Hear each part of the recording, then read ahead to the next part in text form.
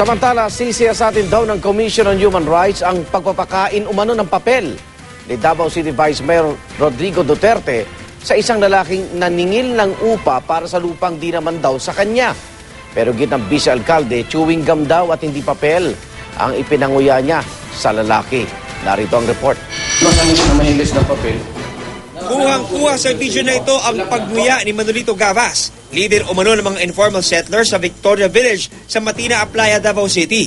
Pero ang inunguya niya sa utos si Davao City Vice Mayor Rodrigo Duterte, mga peke umanong titulo ng lupa.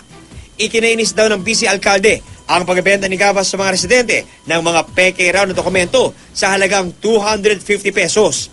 Pero giit ni Gavas, karapatan daw niyang okupahin ang anumang lupang naisin niya bilang veterano umano ng World War II.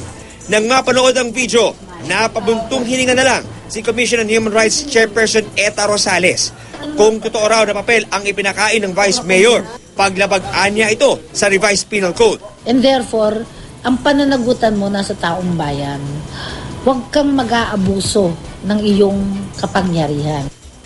Maaari rin daw na maharap sa kasong paglabag sa karapatang pantao ang vice-alkalde. Walang karapatan ang sino mang opisyal na bastusin, insultuhin at saka i-violate yung dignidad ng isang tao. Pero sabi ni Duterte, chewing gum lang daw ang ipinanguya niya kay Gavas. No.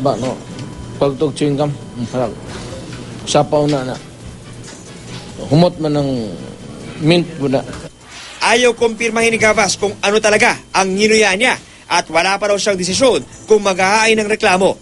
Bagay na hinihintay ng DILG para magsagawa ng sariling investigasyon.